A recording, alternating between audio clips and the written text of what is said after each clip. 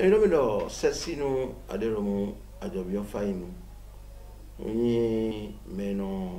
kan wido fadi. Ngazo ayi no kontona betari ahorumi ahorma dans le développement ADEVAT, Association pour le développement des valeurs ancestrales et traditionnelles. Bon ni no kontona o betani lo bokato Franco si acheme te do ko bonu kam fi we malo yero do le fa l'héritage en partage ndo fa ogu eyin bondu bon ka jona ma po nozo tele ko en ko rindo na we malo ewuni no ezondo do yin ko mon ko na baba je do mlo o fa lo e lo gbelo e do fa ni jobo amo e ma ito e ma nche mes ans les jodona mino ni mirewa mina so monza pour so jodona mais pour les ou me wa din connaissance pour le fa l'héritage en partage ni connaît et vivina mesusu mondo pro melero ni koloka si so pere mo e ma ti ko no mi no lu nu da we joranze bo de drantology no ma mo nwe yi ko de fa yin lo de yin mo gbon de wa dagbe na mi gbon wendo na de kunu to bo do yin ko na we malo we yin kolo do yin o fa go endodu bon ka wajiro na mana melepo ye po we mare alo che me file ni e to yo voto le fa l'héritage en partage e to yo voto me e ton konkome do me yo gbeji diaspora ro bi e na mo we ma che hiro i mi pon jenu ko ndo fa e ma no te do faji ndo amaho e ma so no te do amaji wa do awutu si do gbeto to tele ina je awutu azon timbo ina je dada yo povo meho kwede gbe mi te lo so je azon ma ati ne mi de osu no je azon kan ni de mi no yin lo su e no je azon bo ni awutu ne ka wana kan yen na lo ete ina ba ya lo gona te mi nga ba na e mi mo do mi ya ma mi na do bo awutu na gbeto mi so mo do mi ya ma lo mi na do bo awutu na kan ni le no me mi de so no mo lo no suponka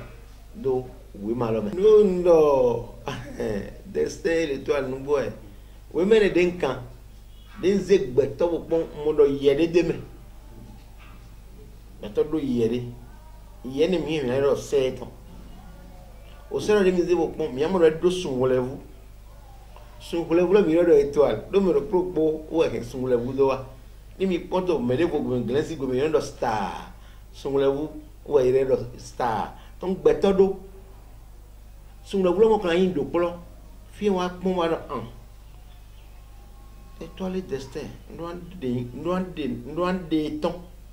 bo ya mo do we ma he e do fu bi bonde do me de ma wa gbe bo ma gbo sun wolevu le yizo wa e pe me do plo ko bi do sun wolevu ton do wa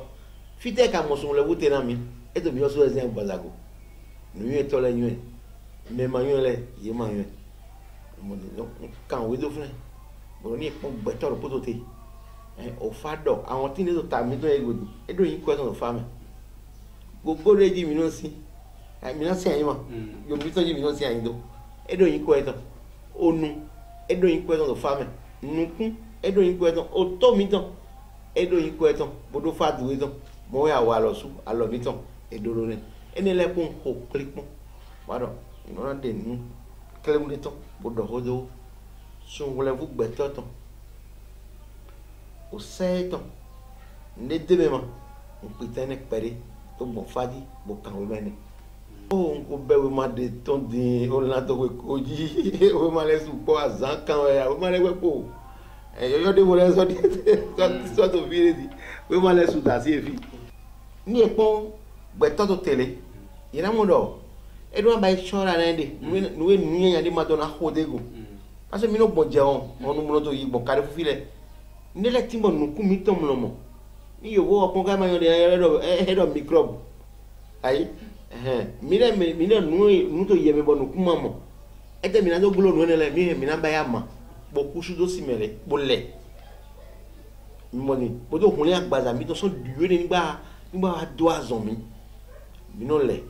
mi so mo do e ma fo do fun mi wa le so ti mo mi wa mi na mo dagbegbe bi ton amodi ni ya ko de na video fi yen ju na nyon na benediction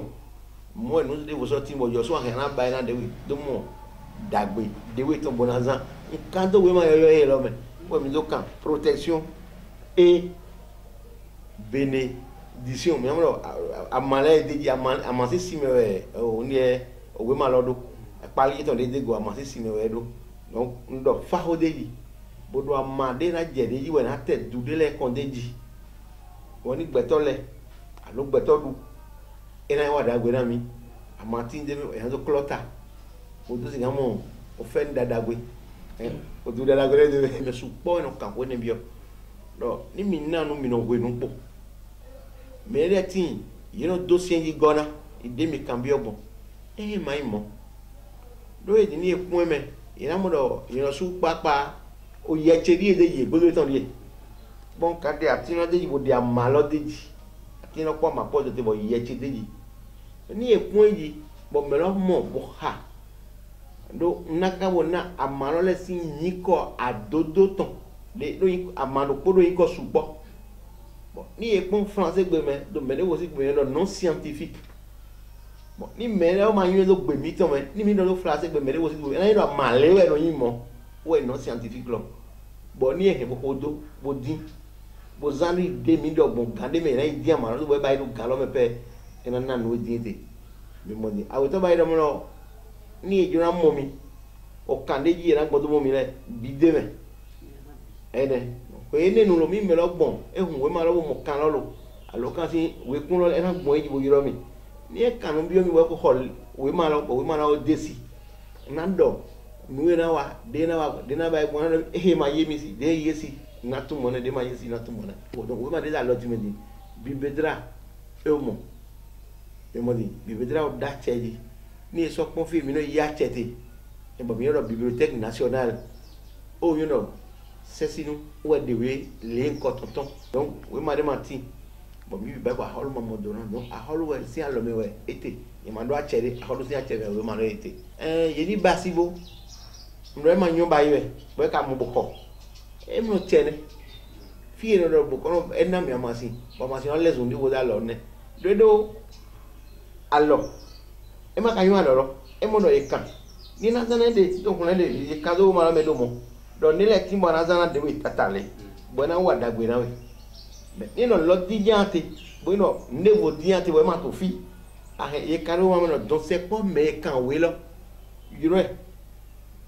wo he na gwa lo na bo ara bai me ni ama yo bai bo yi gbe lo mi ho we me mi na bai ko le ko ama gan bai ko le ko fi ro ja ide we ma lo le ni mi pon mo bi o hogo no ton fi ina o we ma satin de mi do librairie to me de vo gbe me ina bon jasen o ya boulevard jasen ina mo l'héritage en partage yei il y a mi to le no sana mi to place bayol librairie les frères et jeflin ina mo mi o beso yi musée Alexandre Adande et je musée ina mo ele ko so fle mo so yi musée romain mi to hi da o me donc kran ma se o bon ton e o me flin ina so mo we ma lo le mi o ma bo fin konko mi so do me no sagbon alo le bon ina so mo alo kan mi ton de bodo de go minana alo kan mi ton titan bay 97 06 47 01 alors quand titané alors quand weto 95 94 92 25